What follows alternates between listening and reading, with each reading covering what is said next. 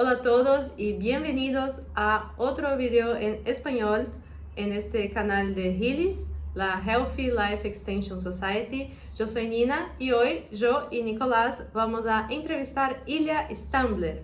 Ilia Stambler es un nombre muy importante en el área del rejuvenecimiento y de la longevidad. Él es autor de 2 libros y es conocido como un historiador del área de longevidad y también él es un importante activista de esta área.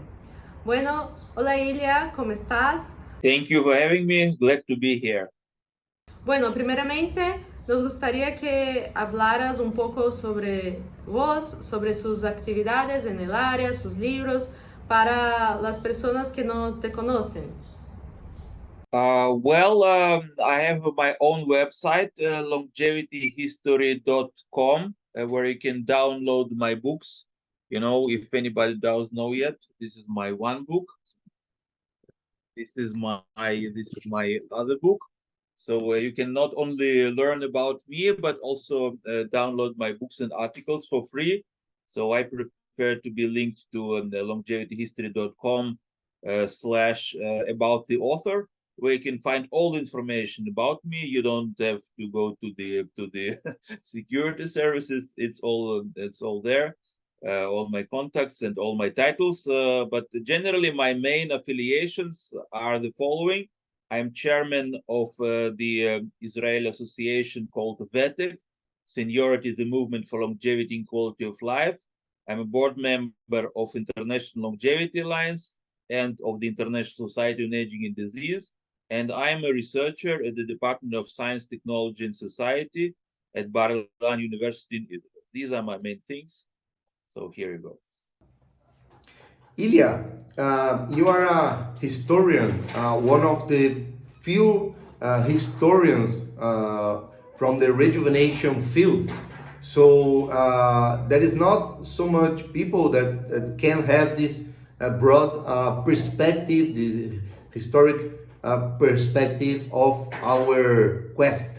So I know it's a hard task, but to make it briefly, but can you give us just a little insight about a summary of our history, the history of the rejuvenation or longevity movement, independently how we call it?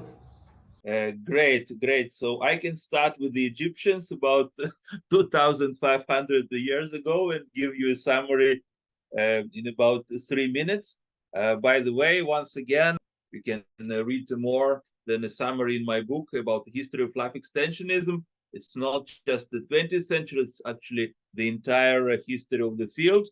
And also some information about my other book, the longevity promotion, which also includes a strong historical segment. So if you are interested, you can go to longevityhistory.com and download both books for free and learn for yourself. That's my summary here. 3 minutes. You have all the information you need. But basically, I have many insights. It's really not easy question, not a brief question. We can talk about it for hours, maybe days. But generally, we have to understand that longevity research didn't start yesterday. People search for it for thousands of years. There are many successes and many failures, but what we have to understand that we are part of a strong intellectual tradition, an important tradition. They say history is written and taught by the winners. So if you want to feel like a winner for the life extension, you have to study history. You have to understand that we are part of a very strong movement of many brilliant people who work for it. And also be humble. It's really not the breakthrough every day. A lot of things were discovered before. We're really standing on the shoulders of giants. Ilia, people use the terms longevity or rejuvenation, and nowadays we can't make a difference between the two terms. But in historic terms, if you look like 1,000 years ago or even 100 years ago, how can you make this difference between the quest for rejuvenation or the quest for longevity? Do you think that historically these two terms were more similar in the past or more different in the past than now? How you see this question of these two terms throughout history? Great question. Really at the heart of this history, both terms exist for hundreds of years. Both the term rejuvenation, making oneself younger, and life extension, longevity, prolongation of life. Now we turn to say longevity. Earlier people talked about prolongation of life more, longevity specifically, but these are really the two crucial concepts in the history of our field, and their relation is not trivial. Their relations far from trivial. If we make a rejuvenation, we are by no means guaranteed to extend our longevity, and if we extend our longevity, we are by no means guaranteed youthful functioning. Sometimes these phenomena are even contradictory. People use those terms interchangeably, but they are not the same. In Aldous Huxley's book, Brave New World. Sorry. See, I'm living longer and I'm not getting younger. So the Brave New World, actually, people were desirous of rejuvenation, so they kept the homeostasis at a good level. But then the rejuvenation killed themselves at the age of 60. So the prolongation of life is not the same as rejuvenation, and we have to understand we want both, but sometimes there is a delicate balance. Sometimes there is a trade-off between prolongation of life and quality of life. It's not so simple, but as a dream, as a goal, we have both those desires to be always young and to live very long. But we need to understand that they are not always reconciled, and both those goals existed throughout history. So one thing that I want to ask you is about the activism, that you are very active in this field. You do a lot of advocacy, and as this field is like a field that is cutting edge in terms of technology, people might think that the only important thing is to focus on science and developing technology, but not so much the advocacy and the activism. So could you explain a bit what's the importance of these activities, the advocacy in this field? Once again, great question. Yes, indeed. I'm also a researcher at the university, at the Science, Technology, and Society Department in Barlan University, and I have over 60 academic papers and book chapters, 2 books. But my main occupation is advocacy, is activism, or you can even call it education for health and longevity, because I believe that's the basis. When people start to believe in the possibility of health and longevity, start to build the infrastructure, the ecosystem, as they call it, even the ideological drive to even pursue this science, then we'll have more scientific projects, more research and development projects. But the basis is actually our motivation to even extend life, to value life. And that's very important. A lot of people don't understand it. They prefer to identify a specific R&D project, hopefully with some return on investment very soon, 5 years and 10 years. But we actually work to build the entire basis for this pursuit, the ideological basis, the motivation, the morality. So the main goal of advocacy is that from this basis actually will grow many particular research projects that will actually become a priority, a national priority, international priority. So I hope we have more of it. Yeah, and you yourself, you live in Israel, right? You are Israeli, right? And Yeah. so can you talk about a bit about the activism in Israel? Like what are the main activities that you develop there, or as you were saying, like create like a research, like something connected that is not isolated, that is like a group, something that people are doing together. They understand that they need to together study aging, or like governmental body decides that they're funding aging related research. So can you talk a little bit about your activities there in Israel? Yes, gladly. Actually, yes, Israel is a good example of successful advocacy, also thanks to our efforts. I started my longevity advocacy about 21 years ago, at the beginning of the century already, with some small meetups, with probably some of the first live meetups of life extensionists in history. And then it grew and it grew and grew. Then we started to organize large international conferences. Then we went to the government. Really in Israel, if you talk about the health longevity, it's not something surprising, not something people want to oppose. And there were some practical outcomes of all this advocacy. For example, the topic of health longevity, research, development, and education was included into the Israel National Master Plan on Aging already in 2019, and our initiative, also my initiative. And practically, we were able to lobby for over $20 million of investment into aging research in Israel and for cooperation with Israel.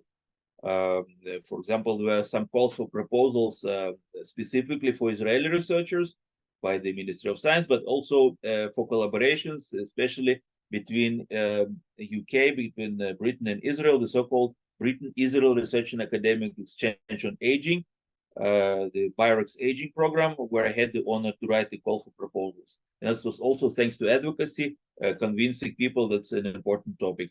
And that's how advocacy actually creates research, because from this call for proposals, there were about 300 proposals from 300 labs, 150 from UK, 150 from Israel. Dozens of projects were funded. That's actually when you have some support for the field, suddenly people become to research, suddenly this becomes an important research priority. That's a good example how advocacy can actually support the research. And we hope there will be many more such examples, because in the same way as we established collaboration between UK and Israel, we could establish collaboration between Israel and Brazil, or Brazil and US. That's a subject for the whole world. So also collaboration is very important. But it all starts with actually going to people and trying to convince them that, it's possible, it's desirable to extend health longevity, that research can help, some basic things many people don't understand, but somebody has to do it, has to convince them. Yes, because also like for places where healthcare is largely funded by the government, or there's some kind of contribution from the government. Also, it's like a governmental issue, longevity, right? It's important that people live longer, they are productive for longer, they are not such a burden for the healthcare and everything else. So there's also a big relationship with politics and the necessities and the interests of the government, right? Yes, of course, because the main point of advocacy, of longevity advocacy, everybody has to be involved, both at the high level and the grassroots level, because the government usually don't care if they don't see public interest. So you have to convince also the common people to be interested, and then the government will respond. But also you have to directly address the government, because they're actually the ones controlling the funds. And when the government is involved, also the private enterprise becomes involved. You have matching from the government, from the industry. You improve regulations for the industry to get involved. So it's all coming together. So who should be involved? Everybody should be involved. Everybody should be targeted. All audiences, also the common people, even not even as consumers, as citizen scientists. Everybody should study this topic. So our advocacy is for everybody and for every country. But our resources is limited as advocates, as you also know. as you're involved in advocacy, people don't wish to spend or to invest in advocacy specifically, but it's very important. It's very important to raise the morale for advocacy, and I hope we are doing our part. Yes. Ilia, well, and now we will have the longevity day and the longevity month, and is on October 1st, longevity day, and the whole month of October would be the longevity month. But in fact, I was researching about this day and I learned that the United Nations has a slight different name for the October 1st, which is the day for older people. So, in fact, for older persons. I thought it was interesting that this name because in certain ways it joined the two meanings we were talking about, rejuvenation and longevity. So when we talk about the day of the older persons, we encompass both. So we would like to ask you what you are planning for this day and for this month. Which are the plans? Thanks for this question. Yes, some history. This is a campaign that we have been organizing since 2013. Already for the 11th year. The main initiator was the International Longevity Alliance. If somebody doesn't know about us, also an interesting organization. Now it includes over 40 non-profit associations from 30 countries. And even back then, in 2012, 2013, it included groups in dozens of countries, some 40 countries, not as registered associations, but as groups, as grassroots, communities. So we thought, what could we do together, to really make a movement? What's a movement? People doing things together. And a great mechanism to do is to do actually some things on the same day. It's also how religious holidays work. People from around the world, they do things on the same day, so which unifies them into a movement. And this is also the same mechanism for the longevity movement without any mysticism. Just that's how we can work together. Each one organizes events according to their circumstances. It could be a meetup, a publication, but together we really, all the pieces come together and make a movement. In our best years, we had events in 40 countries. So altogether we had probably hundreds of events through those 11 years. And also now, for 3 years, we had small things called COVID. So we talked on Zoom mostly, but still we kept this tradition. Now we can actually have live events. So we encourage people to do, to meet each other physically and also do demonstrations. That's for the first time that we actually encourage people to go on demonstrations, on marches for health, longevity, research, development, and education. In any social movement, demonstration is a very effective way to draw attention to the cause, to bring people who are not in your immediate circle, actually expand the circle, to bring press, to bring government. So demonstration is very effective usually. We had some demonstrations even 11, 12 years ago here in Israel and some other places, but since then almost nothing. Now we have demonstrations in 4 countries, at least in Israel, in Germany, organized by Felix Wert, in Brussels and Belgium, organized by Didier Cornell, and in Spain, in Madrid, organized by Jose Cordero. So that's the first time we actually create a movement with demonstrations. So we hope it will make a greater impact. But that's basically an exercise in advocacy and creating an advocacy movement. It's important that everyone speaks with one's friends, with one's government, local officials. But if we really want to create an advocacy movement, we have to do things together in a coordinated way. So Longevity Days is such an exercise in such movement building. So also through this interview, everybody's encouraged to organize with friends, locally. Just even go to a cafe, talk with each other, make plans. So it could really be a global community building event. Bueno, muchas gracias Ilia por esta entrevista y vamos juntos adelante para crear un buen Día de la Longevidad, Día Internacional de la Persona Anciana y continuar con esta lucha contra el envejecimiento.